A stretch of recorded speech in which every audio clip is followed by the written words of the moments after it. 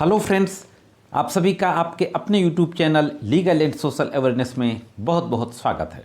मैं करीम अहमद सिद्दीकी एडवोकेट। आप लोग टीवी और मीडिया के माध्यम से पिछले 2 दिनों से लगातार देख रहे हैं कि लास्ट ईयर के जो बिग बॉस के जो विजेता थे यूट्यूबर एल्विश यादव के खिलाफ पुलिस ने एक मामला दर्ज किया है। कुछ लोगों की गिरफ्तारी हुई है और एल्विश यादव फरार चल रहा है। मेरे कई सब्सक्राइबर्स और व्यूवर्स ने मैसेज करके ये पूछा है कि एल्विश यादव पे जो एफआईआर दर्ज की गई है वो किस अपराध में दर्ज की गई है, उसके ऊपर आरोप क्या है और जिस अपराध में उसके विरुद्ध पुलिस ने मामला दर्ज किया है उसमें सज़ा क्या है, ओवरऑल पूरा मामला क्या है, किस तरीके की कानूनी कार्रवाई एल्विश यादव के खिलाफ की जा रही है और अगर वो पुलिस की गिरफ्त में नहीं आता तो आगे पुलिस किस तरीके का लीगल एक्शन ले सकती है। तो आज के इस वीडियो में इसी विषय के बारे में बातचीत करने जा रहा हूं, तो जुड़े रहे आखिर तक। बहुत ही महत्वपूर्ण और इंटरेस्टिंग जानकारी है। देखते हैं कि इस संबंध में संपूर्ण जानकारी क्या है। साथियों, सबसे पहले थोड़ा सा फैक्ट देख लेते हैं पूरे मामले के। नोएडा के सेक्टर 51 में किसी बैंक्वेट हॉल में एक पार्टी चल रही थी जिसको कि आजकल आप सुनते होंगे रेव पार्टी। उस पार्टी में पुलिस छापा मारती है और एक राहुल नाम के व्यक्ति को गिरफ्तार करती है। राहुल नाम के व्यक्ति के द्वारा यह जानकारी मिलती है कि कोई गौरव गुप्ता नाम का आदमी था जो कि एल्विश यादव से मिलता है। एल्विश यादव से क्यों मिलता है? सांपों के जहर को लेने के सिलसिले में। तो एल्विश यादव उस गौरव गुप्ता को राहुल का नाम बताते हैं कि आप जाओ, राहुल से संपर्क करो। इस तरीके से व्यक्ति जाता है, राहुल से संपर्क करता है और सांपों के जहर को क्रय करने के बारे में बातचीत करता है।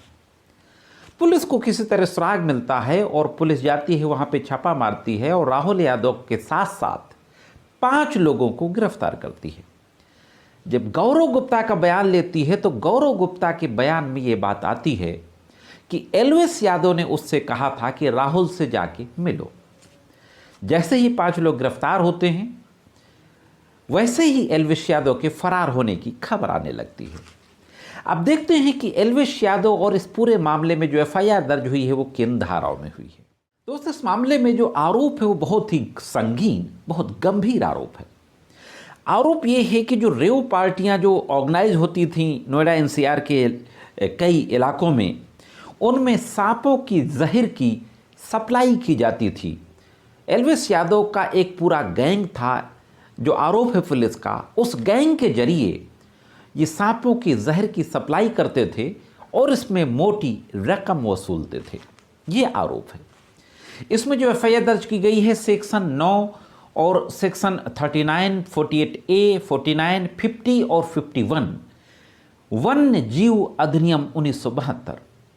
वन्य जीव अधिनियम 1972 की धारा जो मैंने आपके सामने बताया, इन धाराओं में एफआईआर दर्ज की गई है। साथ ही साथ इंडियन पेनल कोड की धारा 120B में एफआईआर दर्ज की गई है। और यह एफआईआर दर्ज कराई है एक ऑर्गेनाइजेशन है PFA, पीपुल फॉर एनिमल। इस ऑर्गेनाइजेशन को हेड करती हैं मेनका गांधी। मेनका गांधी की तरफ से यह भी बयान आया है कि हम पिछले कई दिनों से, काफ़ी समय से एल्विश यादव की गतिविधियों पर नज़र रख रहे थे। अब बहुत ही ब्रीफ में जान लेते हैं कि जो ये धाराएं हैं, ये धाराएं क्या कहती हैं और इस पूरे मामले में एल्विश यादव को क्या सज़ा हो सकती है और अगर वो पुलिस की गिरफ्त में नहीं आया तो पुलिस फिर आगे क्या कार्रवाई कर सकती है। दोस्तों, वन्य जीव संरक्षण अधिनियम 1972 की धारा 9 का जहाँ तक सवाल है तो इसमें ये कहा गया है कि जो अनुसूची 1, 2, 3, 4 जो शेड्यूल है 1, 2, 3, 4 में, उन अनुसूचियों में जिस तरीके के वन्य जीवों का जिक्र किया गया है उन वन्य जीवों का शिकार वर्जित है। कोई भी व्यक्ति उन वन्य जीवों का शिकार नहीं कर सकता धारा 9 के अनुसार। धारा 39 में ये कहा गया है कि जो वन्य प्राणी होते हैं वो पब्लिक प्रॉपर्टी यानी गवर्नमेंट की प्रॉपर्टी होते हैं और डिटेल में है, मैं बहुत ब्रीफ में आपको बता रहा हूँ। 48A में कहा गया है कि वन्य जीवों का ट्रांसपोर्टेशन करना अपराध है बिना किसी प्राधिकृत अधिकारी की परमिशन के। उसका परमिट लिए बगैर अगर कोई व्यक्ति वन्य जीवों को एक स्थान से दूसरे स्थान तक ले जाता है, तस्करी करने के मकसद से ले जाता है, तो यह अपराध माना गया है।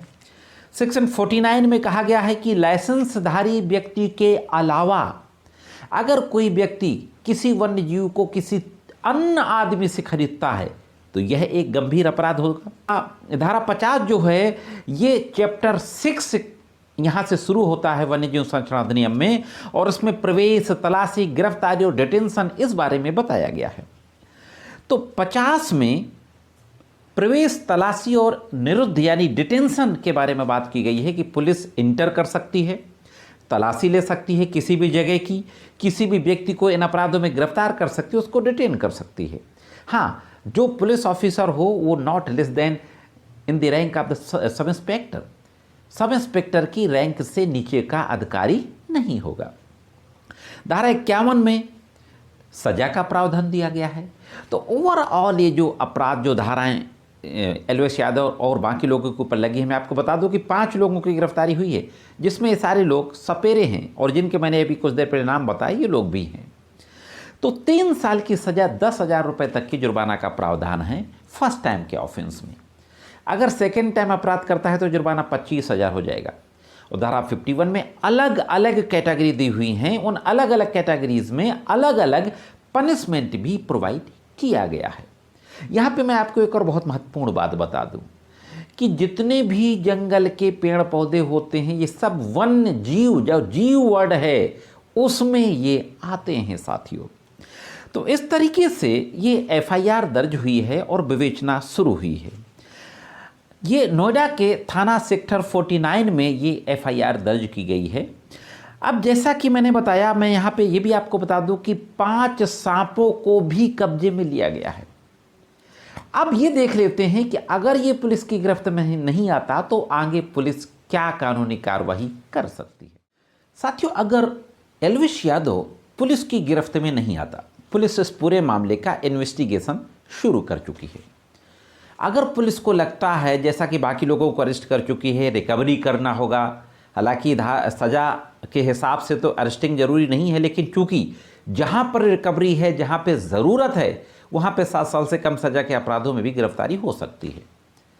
तो निश्चित रूप से पुलिस इसमें गिरफ्तारी की कोशिश करेगी, क्योंकि बहुत सी चीज़ें बरामद करनी होंगी, स्टेटमेंट रिकॉर्ड करना होगा, और वो फरार है, पुलिस के इन्वेस्टिगेशन में कोऑपरेट भी नहीं कर रहा, इसलिए पुलिस कोशिश करेगी।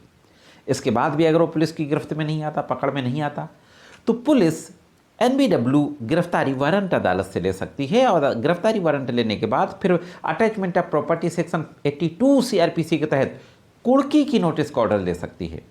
और कुर्की की नोटिस के बाद जो अगला स्टेप पुलिस का होगा, ये सेक्शन 83 CRPC के तहत कुर्की करने का जो काम होगा, कुर्की का आदेश न्यायालय से लेके, और फिर एलविश यादव की संपत्ति की, चल अचल प्रॉपर्टी की कुर्की कर सकती है।